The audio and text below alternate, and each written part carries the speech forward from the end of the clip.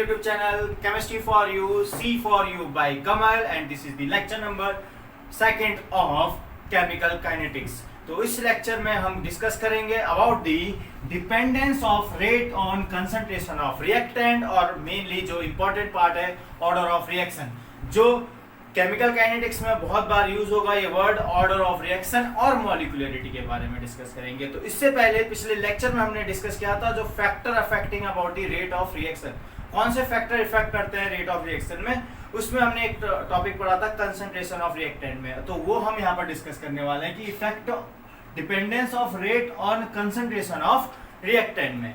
तो जो रिलेशन है कंसंट्रेशन का रेट से वो डिफाइन किया गया था, दो साइंटिस्ट ने डिफाइन किया था किसे क्या कहा था कि अगर आपके पास कोई रिएक्टेंट है ए बी रिएक्शन करके क्या बना रहे हैं, प्रोडक्ट को बना रहे हैं, तो जो रेट होता है वो डायरेक्टली प्रोपोर्शनल होता है कंसंट्रेशन ऑफ ए की पावर कुछ जो उसका कोफिशिएंट है अपॉन बी कंसंट्रेशन की पावर जो उसका स्टोइकियोमेट्रिक कोफिशिएंट है, जैसे ये बी और ये। तो रेट को ये क्या है according to law of mass action, according to law of mass action जो दो साइंटिस्ट दिए थे, ठीक है, उन्होंने कहा था कि जो रेट है रिएक्टेंट की कंसंट्रेशन से कैसे डिपेंडेंट होता है, डायरेक्टली प्रोपोर्शनल होता है ए कंसंट्रेशन की पावर के कोफिशिएंट, बी की कंसंट्रेशन उसके पावर की कोफिशिएंट बी। तो जो ये है इसमें एक प्रोपोर्शनल का साइन लगा है और ये जो प्रोपोर्शनल कांस्टेंट हटता है तो क्या लगता है के ए की पावर ए और बी कंसंट्रेशन की पावर उसके कोफिशिएंट के बराबर, ठीक है। लेकिन एक्चुअली में जब एक्सपेरिमेंटली देखा गया तो इक्वेशन जब देखी गई तो ये जो ए और बी है इस पे रेट डिपेंड कर भी रहा था और नहीं भी कर रहा था। कई जगह में क्या हो रहा था, अगर आप ऐसे कोई रिएक्शन लिखो N2 plus H2 gives 2NH3, ये 3H2 हो जाएगा तो क्या बनाओगे इसके लिए equation, rate is equal to K N2 इसके अकॉर्डिंग H2 क्या हो जाएगा, इसकी कंसंट्रेशन की पावर क्या है 3, इसके अकॉर्डिंग ये रेट है। लेकिन देखा गया एक्सपेरिमेंटली जो ये पावर हम जो लिख रहे हैं इसके बराबर नहीं होती है।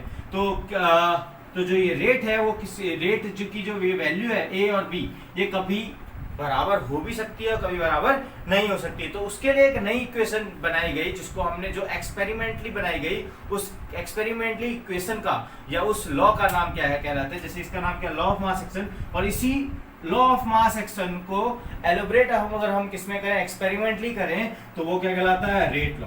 तो अकॉर्डिंग टू रेट लॉ जो रेट होता है वो डायरेक्टली प्रोपोर्शनल होता है ए की पावर कंसंट्रेशन अल्फा और बी की पावर कंसंट्रेशन बीटा। ये चीज ध्यान रखना, ये जो अल्फा है और ये जो बीटा है ये ए और बी के बराबर हो भी सकता है और ए और बी के बराबर नहीं भी हो सकता। जैसे मैंने ये इक्वेशन लिखी, ये N2 प्लस H2 अगर इसके अकॉर्डिंग लिखेंगे तो इक्वेशन ये बनेगी, लेकिन एक्सपेरिमेंटली ये इक्वेशन नहीं एक्सपेरिमेंटली देखा गया कि ये नहीं होती, ये इक्वेशन नहीं बनती। जो एक्सपेरिमेंटली इक्वेशन बनती है वो क्या है आपकी, वो हम रेट लॉ से एक्सप्रेस करते हैं, रेट ए की पावर अल्फा और बी की पावर बीटा के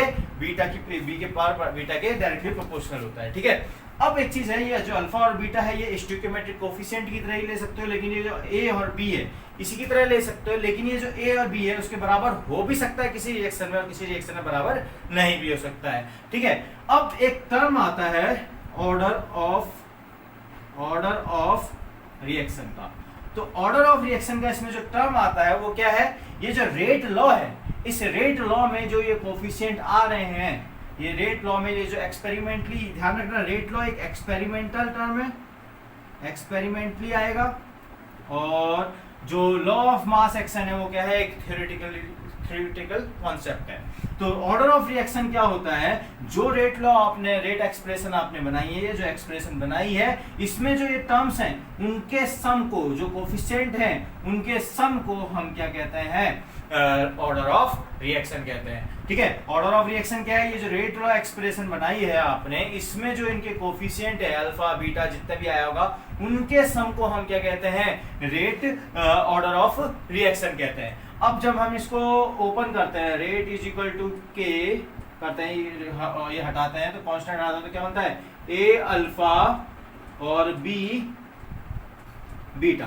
तो जो rate A is equal to A alpha B beta, तो इसमें जो के है, ये जो के है, इस के को हम बोलते हैं रेट कांस्टेंट। क्या बोलते हैं, K is equal to rate constant. तो रेट कांस्टेंट क्या है, K is equal to rate constant. अब रेट कांस्टेंट होता क्या है, रेट कांस्टेंट में अगर मैं बोलूं तो रेट कांस्टेंट क्या कह सकते हैं, जो एक अगर मैं इस इक्वेशन में ए को अगर 1 रख दूं और बी को क्या रख दें, 1 रख दें, तो ये जो रेट कांस्टेंट है, रेट कांस्टेंट है वो किसके बराबर हो जाएगा, के बराबर हो जाएगा। अब ए 1 हो गया, बी 1 हो गया, तो रेट किसके बराबर हो जाएगा, के। तो हम रेट कांस्टेंट जो है हम यहाँ पर डिफाइन कर रहे हैं। तो रेट कांस्टेंट क्या होता है, rate constant is the rate of reaction. क्या है, रेट कांस्टेंट एक rate of is rate of reaction जिस समय when the concentration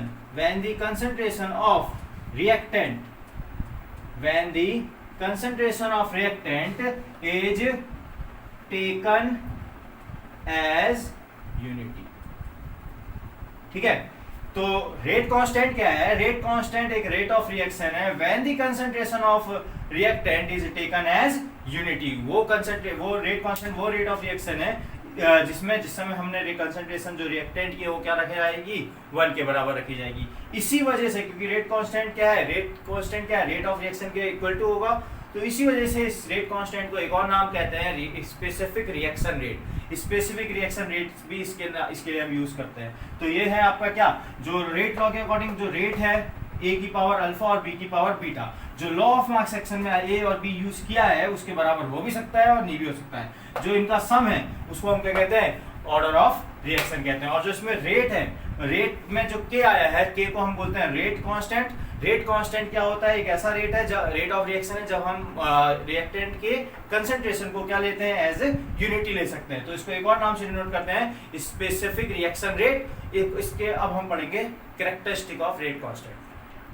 अब हम डिस्कस करते हैं कैरेक्टरिस्टिक्स ऑफ रेट कांस्टेंट। तो रेट कांस्टेंट समझ में आ गया, जब हमने rate directly proportional concentration of A की पावर अल्फा बी की पावर अल्फा बीटा, तो उसमें जो के आया था वो के की कैरेक्टरिस्टिक को आप डिफाइन करते हैं। तो के की कैरेक्टरिस्टिक क्या है, ये पूछा जाता है क्या कहते हैं बोर्ड्स के एग्जाम में कि कैरेक्टरिस्टिक ऑफ रेट कांस्टेंट बताओ।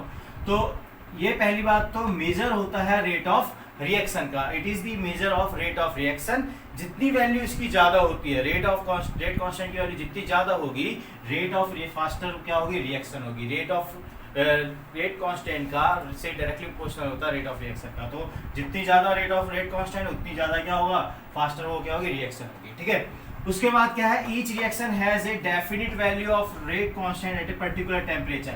अगर आप एक टेम्परेचर पे रिएक्शन कर रहे हो और टाइम चेंज होते जा रहा है रिएक्शन का, जैसे टाइम 5 सेकेंड 5 मिनट 10 मिनट ऐसे होते जा रहा है, और एक पर्टिकुलर टेम्परेचर पे रिएक्शन कर रहे हो, तो रेट कांस्टेंट में कोई चेंज नहीं आएगा। लेकिन The value of rate constant for the same reaction changes with temperature। इसका मतलब मैंने आपको ये चीज समझाई थी कि जब हम वहां पर डिस्कस कर रहे थे कि फैक्टर अफेक्टिंग में, तो टेम्परेचर के 10 डिग्री बढ़ने पे तो रेट ऑफ रिएक्शन क्या हो जाती है, 10 डिग्री बढ़ने पे डबल हो जाती है। तो रेट ऑफ रिएक्शन क्या हो जाती है, डबल हो जाती है। वैसे ही समझो इसमें भी ऐसी है कि रेट कांस्टेंट टेम्परेचर के चेंज करने से रेट कांस्टेंट में चेंज होगा। जैसे कोई रिएक्शन 300 केल्विन पे चल रही है और 310 केल्विन पे है कोई चल गई, अब टेम्परेचर आपने बढ़ा दिया 310 कर दिया, तो रेट कांस्टेंट की वैल्यू क्या होगी, डिफरेंट होगी 300 के लिए और 310 केल्विन के लिए।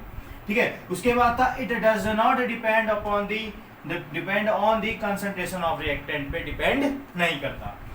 This the unit of rate constant, सबसे इंपॉर्टेंट बात, the unit of rate constant depend upon the order of reaction. ये जो क्या होता है, रेट कांस्टेंट की यूनिट होती है वो ऑर्डर पे डिफाइन होती है। अभी हम ऑर्डर को और डिस्कस करेंगे। अभी मैंने ऑर्डर का थोड़ा सा इंट्रोडक्शन किया था कि रेट लॉ एक्सप्रेशन में जो आप रेट लॉ एक्सप्रेशन लिख रहे हो, जो रेट कैसे लिख रहे थे आप, रेट इज इक्वल टू के ए की पावर अल्फा बी की पावर बीटा लिख रहे थे।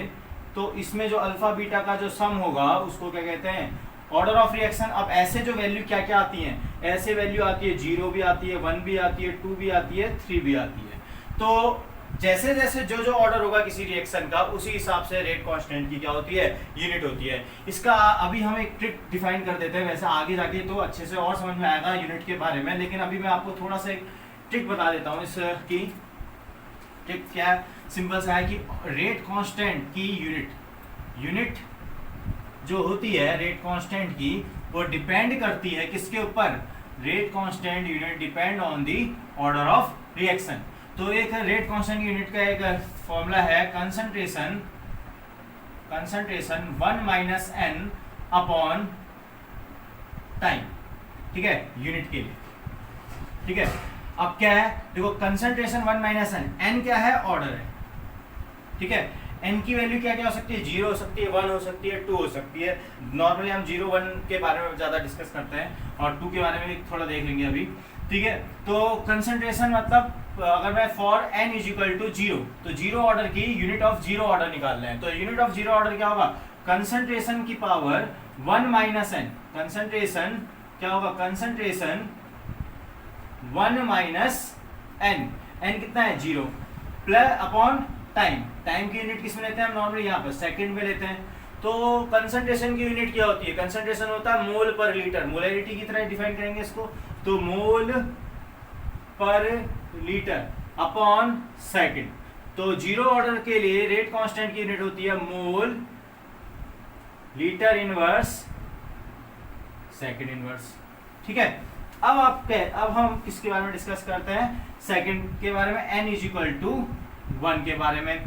तो n इज इक्वल टू 1 में क्या होगा, कंसंट्रेशन 1 माइनस 1 अपॉन टाइम, तो क्या होगा इसका, मोल पर लीटर, आपको पता ही है 0 हो जाएगा, और यहाँ क्या हो जाएगा, सेकंड, मोल पर लीटर सेकंड, तो 0 की पावर 1 लेकर देंगे, 1 अपॉन सेकंड, तो क्या बन जाएगा, यूनिट क्या हो जाएगी फर्स्ट ऑर्डर की, सेकंड इनवर्स, ठीक है, क्या बन जाएगी, सेकंड इनवर्स बन जाएगी, ठीक है। तो अगर हम रेट, अगर ऑर्डर क्या हो सेकंड हो, क्या हो इसका ऑर्डर, सेकंड हो, तो ऑर्डर अगर सेकंड हो तो क्या बन जाएगा, कंसंट्रेशन 1 माइनस 2 अपॉन सेकंड। तो कंसंट्रेशन की यूनिट क्या होती है, मोल पर लीटर माइनस 1 अपॉन सेकंड, ठीक है। तो इसकी यूनिट जो हम डिफाइन कर रहे हैं उसको आपको कमेंट बॉक्स में बताना है कि इसकी यूनिट क्या होगी सेकंड ऑर्डर की रिएक्शन। अब हम नेक्स्ट टॉपिक को डिस्कस करेंगे, that is your order of reaction. इसमें आपका जो n इक्वल टू 0 की यूनिट क्या है, mole litre inverse second inverse, n equal to 1 की यूनिट क्या है, सेकंड, उसको हम एक और चीज से डिनोट कर सकते हैं, सेकंड इनवर्स। और इसकी यूनिट, अब इसको पूरा तो मैंने बता ही दिया है, इसकी आगे की जो पूरा आएगा वो क्या होगी वो आप कमेंट बॉक्स में लिख दीजिए। अब हमारा नेक्स्ट टॉपिक है, that is order of reaction, जिसको मैं एक बार डिस्कस कर चुका हूं कि जो ये इक्वेशन है K equal to K, directly alpha लगा देते हैं, वो लगाते हैं डायरेक्टली प्रोपोर्शनल का sign, alpha plus B beta. तो जो ऑर्डर है वो क्या होता है, ऑर्डर ऑफ रिएक्शन कैसे निकलेगा, अल्फा प्लस बीटा, ठीक है। तो क्या होता है order of reaction, the sum of power to which the molar concentrations in the rate law equation are raised to express the observed ROR is called rate of reaction, is called order of reaction। तो ये है order of reaction, जो भी power होगी उनकी, the power of to which the molar concentration in which the in the rate law, जो भी concentration होगी रेट लॉ में पावर में, उसको हम क्या, जो कंसंट्रेशन के ऊपर पावर होगी उनको सम को हम क्या कहते हैं, ऑर्डर ऑफ। इसको एक चीज ध्यान रखना है कि ये जो एक्सप्रेशन है ये एक्सपेरिमेंटल एक्सप्रेशन है, ये अपने मन से नहीं कि कोई रिएक्शन, जैसे मैंने ये रिएक्शन है, ये रिएक्शन है जैसे F5Br minus BrO3 minus plus H plus gives Br2 plus H2O। अगर अपने मन से लिखना चाहो तो क्या करोगे, यहाँ पर 5 लिखोगे, यहाँ पर 1 लिखोगे, यहाँ पर क्या है आपका 3, यहाँ पर आपका है 6H प्लस, तो यहाँ पर 6 लगाओगे। तो लेकिन ये जो रेट लॉ लिखा गया होगा, रेट लॉ एक्सप्रेशन, ये जो एक्सप्रेशन लिखी गई हो वो कैसी है, एक्सपेरिमेंटली लिखी गई है। क्या लिखी गई है, एक्सपेरिमेंटली लिखी गई है, क्योंकि ये अपने मन से नहीं लिखी जा सकता है, एक्सपेरिमेंटली लिखी गई। अब 5br minus BrO3 plus H plus का, अब ऑर्डर क्या निकलेगा इसका, ऑर्डर क्या होगा, देखो इसके ऊपर पावर क्या है 1, इसके ऊपर पावर क्या है 1, इसके ऊपर पावर क्या है 2, तो इसका जो ऑर्डर होगा वो कौन से होगा, ऑर्डर क्या है इसका 4 है। ठीक है, ये रिएक्शन है H2 plus Cl2 plus 2HCl। देखो अगर आप वैसे करोगे तो आप क्या बनाओगे, H2 का पावर 1, Cl2 का 1, ये किसके according, law of mass action के अकॉर्डिंग लिख सकते हो। लेकिन एक्चुअली में जो एक्सपेरिमेंटली रेट देखा गया वो ऐसा है, इसका मतलब जो भी पावर होगी इसको अगर आपने किया होगा तो क्या रही होगी, इसकी पावर 0 रही होगी, तभी तो ये कितना हो जाएगा 1। तो 0 कौन से ऑर्डर का होगा, ये रिएक्शन होगी आपकी कौन से ऑर्डर की, 0 ऑर्डर की। कौन से ऑर्डर की रिएक्शन होगी, ये 0 ऑर्डर की। 2N2O5 gives 4NO2 plus O2, तो R rate of reaction is equal to क्या हो गया, N2O5 की। तो जो भी इसकी पावर है वो क्या है 1 है, तो इसका जो ऑर्डर होगा वो क्या होगा आपका, ऑर्डर इज इक्वल टू 1। इस रिएक्शन में ये जो इक्वेशन है ध्यान रखना, ये रेट लॉ इक्वेशन है, जो इक्वेशन बनाई गई रेट लॉ है ये, तो उसमें जो पावर है उसको हम क्या कहते हैं, पावर का सम, या उसके ऊपर पावर एक ही है तो उसको पावर क्या कहेंगे, हम ऑर्डर कहेंगे। N2O5 2NO2 plus F2 gives 2N2O5, 2NO2 5, तो क्या है देखो इस पे 1 है और इस पे भी 1 है, तो इसका ऑर्डर क्या हो जाएगा 1 + 1, 1 + 1 कितना हो जाएगा, ये 2 हो जाएगा। इसके इसमें आते हैं, देखो 2NO2 plus 2NO plus Br2 gives NOBr, तो क्या बनेगा, देखो ऑर्डर क्या बन जाएगा, देखो ये जो एक्सप्रेशन है क्या है, उसमें क्या है 2 + 1 = 3, तो ऐसे हम क्या निकाल सकते हैं, ऑर्डर निकाल सकते हैं। तो ऑर्डर मैंने आपको बता दिया कि 0 भी हो सकता है, फर्स्ट भी हो सकता है, सेकंड भी हो सकता है, थर्ड भी हो सकता है। जो ये रिएक्शन है वो फोर्थ है, ये फोर्थ भी हो सकता है, लेकिन इतना ज़्यादा तो मेनली क्या हो सकता है 0, 1 के बारे में हमें इस चैप्टर में ज़्यादा डिस्कस करना है, क्योंकि हमारा जो सिलेबस है बोर्ड का सिलेबस उसमें 0, 1 को ज़्यादा डिस्कस किया गया है। तो ये था order of reaction. Order of reaction होता क्या है, ये पावर का सम होता है to which the molar concentration, जो रेट लॉ में मोलर कंसंट्रेशन होती है उन पे जो पावर होता है उनके सम को हम क्या कहते हैं, ऑर्डर ऑफ रिएक्शन कहते हैं। ऐसे हम ऑर्डर ऑफ रिएक्शन को कैलकुलेट करते हैं। तो अभी हम एक न्यूमेरिकल करेंगे जिससे जो हम किससे रिलेटेड होगा, ऑर्डर ऑफ रिएक्शन से रिलेटेड होगा। अब हम कुछ ऑर्डर ऑफ रिएक्शन के कुछ न्यूमेरिकल करते हैं। जैसे ये है rate is equal to k A⁻½ B⁻³ 3/2। तो ऑर्डर कैसे, ऑर्डर इज इक्वल टू क्या होगा, order of reaction is equal to 1/2 plus 3/2 कितना आ जाएगा, ये 4/2, कितना ऑर्डर आ जाएगा 2। ठीक है, तो ऑर्डर इसका निकालते हैं A⁻³ - 1, तो ऑर्डर इज इक्वल टू क्या हो जाएगा 3/2 - 1, तो 3 - 2/2 कितना आ जाएगा हाफ। तो इसका मतलब ये हाफ ऑर्डर की रिएक्शन होगी, जो भी इसका रेट लॉ एक्सप्रेशन लिखा हुआ है। तो इससे एक चीज ये समझ सकते हो कि आपकी 0 ऑर्डर ऑफ रिएक्शन की वैल्यू 0 भी हो सकती है और फ्रैक्शन में भी हो सकती है। ठीक है, 0 भी हो सकती है, फ्रैक्शन में, ये बहुत इंपॉर्टेंट है, 0 भी हो सकती है और फ्रैक्शन में। आगे आपको मैं एक चीज का डिफरेंस बताऊंगा मॉलिक्युलरिटी और ऑर्डर ऑफ रिएक्शन में, वहां पर ये इंपॉर्टेंट पार्ट रहेगा। ठीक है, अब एक क्वेश्चन है, रेट लॉ एक्सप्रेशन दी पाई गई है कि ऐसी थी कि rate is equal to k NO2 - I - H plus का स्क्वायर। तो ये हम इसको इक्वेशन 1 मान लेते हैं। ठीक है, ये आपको एक्सप्रेशन दी गई है, तो रेट इज इक्वल टू इतना है। ठीक है, अब अगर आपने कहा इसमें लिखा हुआ है कि how would be the reaction changes when, मतलब रिएक्शन का रेट या फिर रिएक्शन का रेट चेंज कैसे होगा, the how would be the rate of reaction changes when, how would be the rate of reaction changes when, first पहला अगर concentration of I minus को डबल कर दिया गया है, मतलब कोई रेट ऑफ रिएक्शन है उसमें आपने उसके लिए रेट लॉ एक्सप्रेशन ये है, उसमें आपने क्या कर दिया, H प्लस की कंसंट्रेशन को क्या कर दिया है, डबल कर दिया है। तो कह सकते हैं कि जो अगर हम पहला क्वेश्चन कर रहे हैं तो पहला इसको मिटा देता हूँ मैं, इसकी जरूरत नहीं है, हो गया होगा अब। तो जो रेट है, जो H प्लस है पहले वाले का, क्या करना है, कंसंट्रेशन ऑफ H प्लस को डबल, तो H plus is equal to किसके बराबर हो जाएगा, 2H, मतलब ट्वाइस ऑफ H प्लस हो जाएगा, मतलब कंसंट्रेशन क्या हो चुकी है, डबल हो चुकी है। ठीक है। तो मतलब H प्लस की वैल्यू क्या होगी, 2 इंटू एच प्लस, ठीक है। तो अब आप रेट जो नया बनेगा इस रिएक्शन के लिए, वो रेट क्या बनेगा, रेट जो H प्लस की कंसंट्रेशन, H प्लस की कंसंट्रेशन क्या कर दी है, डबल कर दी है, तब जो रेट बनेगा उसको हम कहेंगे, उसको क्या कहेंगे, उसको कहेंगे, देखो उसको लिखेंगे फिर NO K equal to NO2 minus फिर क्या लिखेंगे I माइनस। अब H प्लस की कंसंट्रेशन क्या हो गई है, डबल हो गई है, तो वैल्यू को लिखते हैं 2H प्लस अपॉन का होल स्क्वायर। तो यहाँ पर अगर हम देखें तो 2 का पावर कितना हो जाएगा, 4 हो जाएगा, तो ये 4 आगे आ जाएगा, तो क्या जाएगा NO2 माइनस I माइनस और H प्लस का होल स्क्वायर, तो K इक्वल टू ये।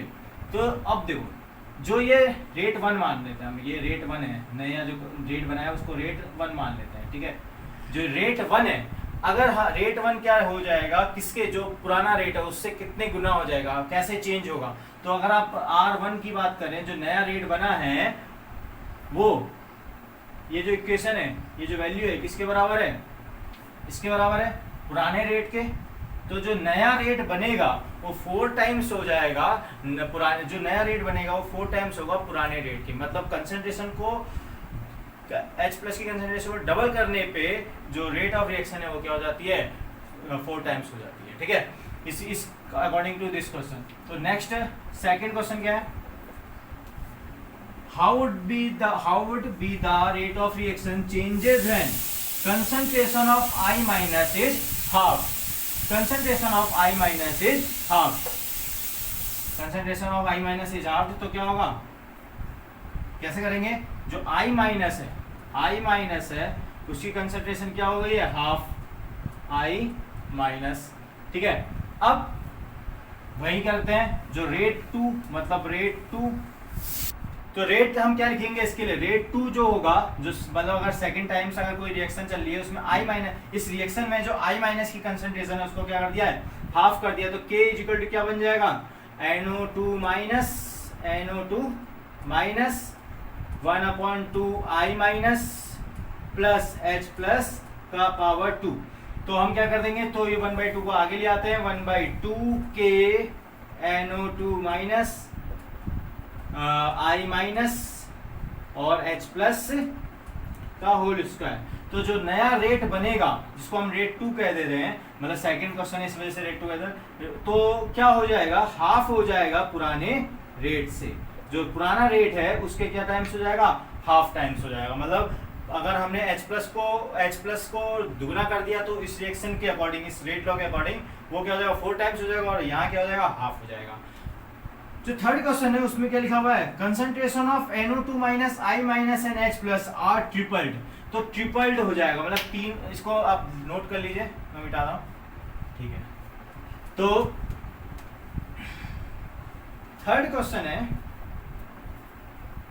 जिसमें जो भी कंसंट्रेशन है NO2 माइनस की कंसंट्रेशन ट्रिपल हो चुकी है। इसको आप ABC लेके भी कर सकते हो, लेकिन मैंने यहाँ पर इस तरीके से कर रखा है, ठीक है। उस तरीके से भी कर सकते हो, NO2 माइनस 3 टाइम्स हो गया है, I माइनस भी 3 टाइम्स हो गया है, ठीक है, और आपका H प्लस भी 3 टाइम्स हो जाएगा। तो रिएक्शन की रेट में क्या असर पड़ेगा, तो रेट 3 करके लिख देता हूं मैं, नया रेट को जो बनेगा वो 3 बना देते हैं। तो क्या लिख देते हैं, K NO2 माइनस 3 और 3 I माइनस और 3 H प्लस का स्क्वायर, ठीक है। यही तो है आपकी इक्वेशन। अब आप क्या कर दो, 3 को बाहर ले आओ, ये 3, लेकिन यहाँ 3 2 जा 9 हो जाएगा। तो क्या हो जाएगा, देखो 3 3 जा 9, यहाँ पर क्या है आपका 3 3 जा 9, तो 9 9 जा 81, NO2 माइनस I माइनस और H प्लस का स्क्वायर। तो मतलब जो नया रेट बनेगा ट्रिपल करने पे तीनों कंसंट्रेशन को, वो क्या होगा, 81 टाइम्स होगा। कितना टाइम्स होगा, 81 टाइम्स होगा। तो पहला वाला अगर कंसंट्रेशन ऑफ H प्लस को डबल करते हो तो 4 टाइम्स होता है, कंसंट्रेशन ऑफ I माइनस को हाफ करते हो तो रेट ऑफ रिएक्शन क्या होती है, हाफ हो जाती है। और concentration of NO2 minus I minus और H प्लस को क्या करते हो, ट्रिपल करते हो तो क्या हो जाती है, 81 टाइम्स हो जाती है। तो लास्ट टॉपिक अब हमारा बचा है, दैट इज योर मॉलिक्यूलरिटी। हमारा है मॉलिक्यूलरिटी ऑफ रिएक्शन। तो मॉलिक्यूलरिटी ऑफ रिएक्शन में जाने से पहले हमें रिएक्शन के बारे में पता करना पड़ता है। रिएक्शन दो टाइप की होती है, एक जो वन स्टेप में हो जाए, जो नॉर्मली इनऑर्गेनिक, नॉर्मली रिएक्शन जो इनऑर्गेनिक की होती है वन स्टेप की होती है, ठीक है। जैसे एक रिएक्शन होती है कॉम्प्लेक्स रिएक्शन, मतलब एक रिएक्शन दी गई होगी लेकिन वो एक स्टेप में नहीं हो रही, बहुत सारे स्टेप में होगी, वो रिएक्शन कहलाती है कॉम्प्लेक्स, जो मेनली ऑर्गेनिक रिएक्शन के संग होता है, ठीक है। लेकिन यहाँ पर हम इनऑर्गेनिक रिएक्शन को ही थोड़ा समझा रहे हैं, ठीक है। तो एलिमेंट्री रिएक्शन और क्या, कॉम्प्लेक्स रिएक्शन। कॉम्प्लेक्स एलिमेंट्री जो वन स्टेप में हो जाए, जैसे O2F2 रिएक्शन करके दे देता है O2 plus F2, 2HI decompose होकर क्या देता है H2 plus I2, 2NO gives plus O2 gives 2NO2। तो ये कैसी रिएक्शंस हैं, ये रिएक्शंस है एलिमेंट्री। कॉम्प्लेक्स रिएक्शन ये जैसे 2N2O5 जो डिकम्पोज होता है तो क्या देता है 4NO2 प्लस O2, लेकिन ये वन स्टेप में नहीं होती है, इसमें अंदर दो एलिमेंट्री रिएक्शन होती है। पहले ये कि N2O5 पहले NO2 और NO3 में टूटता है और वो NO3 N2O5 के संग इंटरेक्ट करके क्या देता है, NO2 देता है, तो और O2 देता है। तो ये रिएक्शंस क्या है, ये रिएक्शंस को हम बोलते हैं कॉम्प्लेक्स रिएक्शंस। तो एक ध्यान रखना, जो ये पार्ट है जो हमने यूज कर रहे हैं that is known as mechanism, ये रिएक्शन की मैकेनिज्म पे आ जाता है, ठीक है। कह सकते हो कॉम्प्लेक्स रिएक्शन में बहुत सारी एलिमेंट्री रिएक्शन हो सकती है, एक या दो से दो या दो से अधिक हो सकती है एलिमेंट्री रिएक्शन। तो मॉलिक्यूलरिटी, इस मॉलिक्यूलरिटी से क्या रिलेशन है, तो मॉलिक्यूलरिटी का सिंपल सा रिलेशन है, जितना भी कोई भी एलिमेंट्री रिएक्शन की बात चलिए, एलिमेंट्री रिएक्शन कोई भी एलिमेंट्री रिएक्शन और बैलेंस्ड है, एलिमेंट्री रिएक्शन कैसी है, बैलेंस्ड है, और उसमें जितने रिएक्टेंट मॉलिक्यूल हैं, जितने रिएक्टेंट मॉलिक्यूल पार्टिसिपेट कर रहे हैं रिएक्शन में, उनके सम को हम क्या कहते हैं, मॉलिक्यूलरिटी कहते हैं। Molecularity the sum of the reactant in a balanced chemical equation elementary reaction पे, ठीक है। तो जैसे O2F2 क्या गया, O2 प्लस F2, तो इसमें कितने मॉलिक्यूल पार्टिसिपेट कर रहे हैं, बैलेंस ही है केमिकल इक्वेशन, तो कितने पार्टिसिपेट कर रहे हैं, एक, तो that's why it's molecularity is 1। But हम यहाँ पर लिखेंगे क्या, मॉलिक्यूलरिटी इज इक्वल टू 1, तो एक वर्ड यूज करते हैं 1 के लिए, यूनिमॉलिक्यूलर। तो ये रिएक्शन कैसी है, यूनिमॉलिक्यूलर है, ठीक है। 2HI gives H2 plus I2, यहाँ पर 2 है, 2H क्या होगा, 2HI plus H2 plus I2, तो क्या हो जाएगा ये बाई मॉलिक्यूलर। इसकी मॉलिक्यूलरिटी कितनी है, by molecular. N2 plus O2, 2NO plus O2, कितने रिएक्टेंट मॉलिक्यूल पार्टिसिपेट कर रहे हैं, 2 प्लस 1 3, तो ये कहलाएगी ट्राई मॉलिक्यूलर, क्या आ जाएगी, ट्राई मॉलिक्यूलर। कौन सी रिएक्शन कहलाएगी, ट्राई मॉलिक्यूलर। मॉलिक्यूलरिटी सिंपल सा कॉन्सेप्ट है, एलिमेंट्री रिएक्शन पे अप्लाई होता है, कॉम्प्लेक्स रिएक्शन पे अप्लाई नहीं होता है। यहीं से एक क्वेश्चन अराइज करता है, differentiate between order of reaction and the molecularity of the reaction. What is order of reaction and what is molecularity. तो सिंपल सा है कि मॉलिक्यूलरिटी केवल और केवल एलिमेंट्री रिएक्शन पे अप्लाई होती है, एलिमेंट्री रिएक्शन पे ही आप मॉलिक्यूलरिटी निकाल सकते हो, लेकिन ऑर्डर ऑफ रिएक्शन एलिमेंट्री के साथ साथ as well as complex reaction की भी कैलकुलेट कर सकते हो। और मॉलिक्यूलरिटी कभी भी जीरो नहीं होगी, क्योंकि रिएक्शन में मॉलिक्यूल तो पार्टिसिपेट करेंगे ही करेंगे, रिएक्टेंट पार्टिसिपेट करेंगे ही करेंगे, एक जीरो तो कोई रिएक्टेंट हो ही नहीं सकता, ऐसा तो हो ही नहीं सकता। तो मॉलिक्यूलरिटी ऑलवेज क्या होगी, जीरो नहीं हो सकती, या फिर क्या नहीं हो सकती, हाफ नहीं हो सकती। लेकिन उसी केस में ऑर्डर ऑफ रिएक्शन क्या हो सकता है, जीरो भी होता है और हाफ भी होता है। मॉलिक्यूलरिटी एक थ्योरेटिकल कॉन्सेप्ट है, केवल रिएक्शन देखो, नंबर ऑफ रिएक्टेंट देखो, बता दो, that is your theoretical concept. But जो आपकी ऑर्डर ऑफ रिएक्शन है, इस रिएक्शन की मॉलिक्यूलरिटी अलग, ऑर्डर ऑफ रिएक्शन 2 नहीं हो सकती, अलग हो सकती है, that is your order of reaction. Order of reaction क्या है, एक प्रैक्टिकल वैल्यू, एक्सपेरिमेंटल वैल्यू है, वहीं मॉलिक्यूलरिटी क्या है, एक थ्योरेटिकल वैल्यू है, ठीक है। तो कह सकते हैं कि एलिमेंट्री रिएक्शन पे अप्लाई होती है मॉलिक्यूलरिटी केवल, वहाँ order of reaction elementary as well as complex reaction पे भी अप्लाई होता है। दूसरा हम कह सकते हैं कि जीरो भी हो सकता है, फ्रैक्शन भी हो सकता है ऑर्डर ऑफ रिएक्शन, लेकिन मॉलिक्यूलरिटी जीरो नहीं होगी और फ्रैक्शन में नहीं होगी। तीसरा हम कह सकते हैं कि आपका फिर हमने क्या कहा, जैसे कौन से आए, कौन से पॉइंट आए, जीरो नहीं हो सकती, वन नहीं हो सकती। हाँ, ये थ्योरेटिकल कॉन्सेप्ट है मॉलिक्यूलरिटी, और ऑर्डर ऑफ रिएक्शन क्या है, एक ऑर्डर ऑफ रिएक्शन एक एक्सपेरिमेंटल टर्म है। तो ये वीडियो में हमने क्या ये लास्ट टॉपिक था इस लेक्चर का, लेक्चर नंबर 2 का। इसमें हमने क्या क्या डिस्कस किया, रेट लॉ के बारे में डिस्कस किया, और ऑर्डर ऑफ रिएक्शन के बारे में, और मॉलिक्यूलरिटी के बारे में, और कुछ न्यूमेरिकल्स भी देखे। तो इस वीडियो में इतना ही। अगली वीडियो में लेक्चर नंबर 3 में हम डिस्कस करेंगे इंटीग्रेटेड रेट इक्वेशन के बारे में, जो बहुत इंपॉर्टेंट लेक्चर होने वाला है। तो ये वीडियो जो मैंने अभी बनाई है उसको लाइक और शेयर जरूर करना बिल्कुल मत भूलिए, और मेरे चैनल को सब्सक्राइब जरूर करिए। थैंक्स।